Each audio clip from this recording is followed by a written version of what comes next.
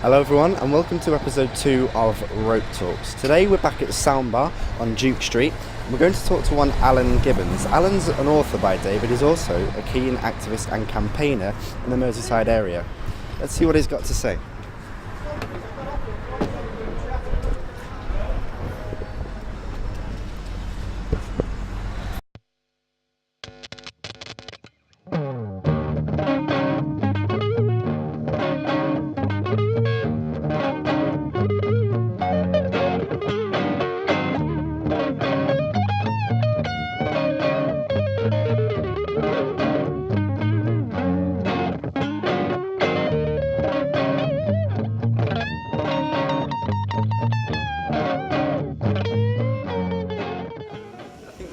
First thing we should talk about is the protests at the start of this month at Moorfields. November the 3rd, Yeah, I think the one thing people could take away from that is that it was a really positive thing for Liverpool, the fact that these people were getting in there.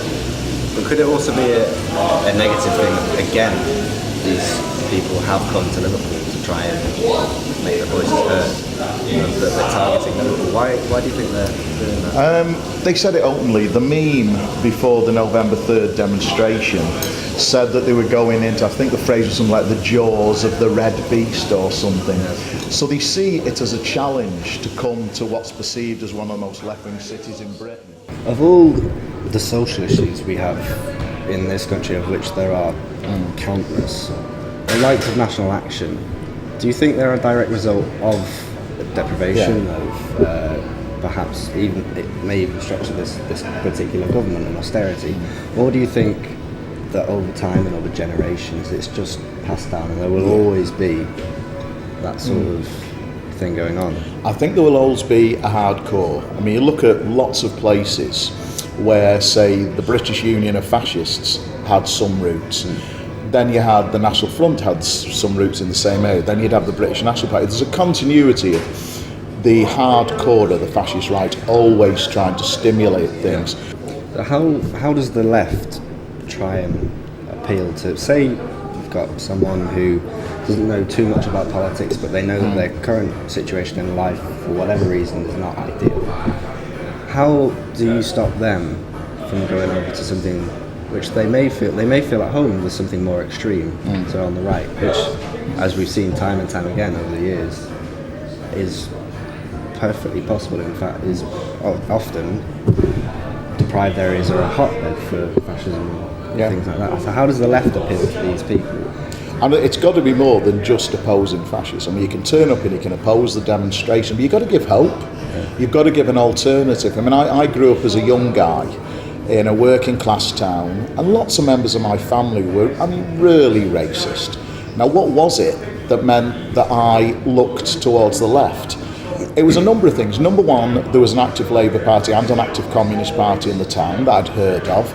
Number two, there was Tamla Motown, Abraham, Martin and John, an exciting culture, Street Fighting Man, the Rolling Stones, the Beatles, Revolution. And I saw something different, and that made me want to go to university and, to get involved in a cosmopolitan, anti-racist culture. We have to provide that in much tougher times with mass austerity. I'm in one of the most deprived constituencies, Liverpool, Walton, in the country. And we go out and campaign. We campaign over universal credit.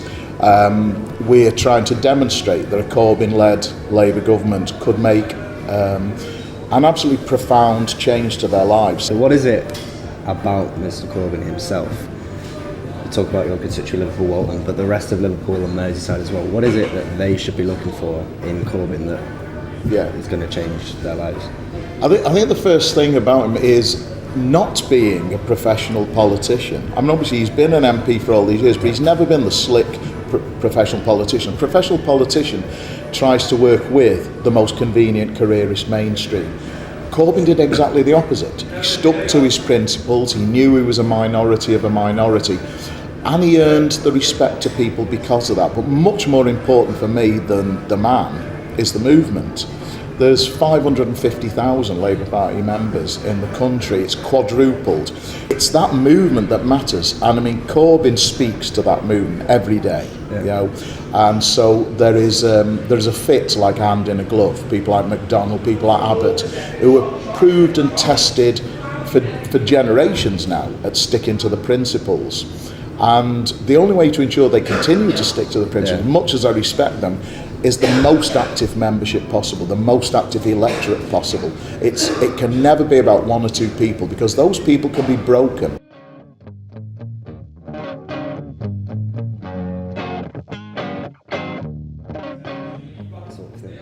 You need active socialist and anti-racist campaigning. You've got to be on the estates.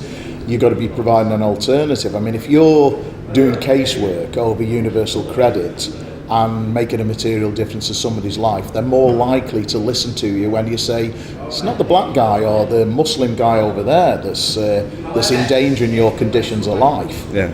It's the unseen people, it's the ruling order. If you haven't got clear vision, you look for a scapegoat. Yeah. It's inbuilt. So we've got to very patiently undermine the hard right and get through to people who are open to racist ideas. We've got to win them away. And I mean, we've won loads of people away from racist ideas. People don't start virtuous, do you know what I mean? So the people that turned up at the protest, and you're talking essentially their willingness for dialogue, but the people at the protest were met with people shouting abuse in their face, and it was going both ways, let's make no bones about it. But how does the willingness for dialogue align itself with such a active and...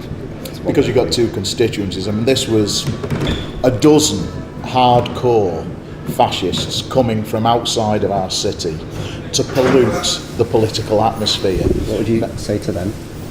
Well, say I met one individually, I'd have the argument, and I've argued. I mean, the most ludicrous thing I'll give you an example of how stupid I am at times. When I was a young fella your age, I met this National Front member, and I said, you're wrong, and if you're in the so-and-so pub tonight by the town hall, I'll prove you're wrong. So I walk in this pub, and there's 12 fascists from Stoke-on-Trent waiting for me, so I had to climb through the toilet window to get away. Now, but it's still important to have the argument. When it comes to an organised fascist group, in, like I say, totally unrepresentative, they've got to know that if they come to the city of Liverpool, they are going to walk into a cauldron of hostility for fascist ideas. If it came to somebody on the street saying, why are you picking on them? I'd stop and have a very patient argument. There's layers at which you have to engage with people. But an organised fascist grouping come in with the banners flying and giving Zeke Heil salutes, as they posed for a Zeke Heil salute at one point for social media, they're going to get the bums rush out of this city.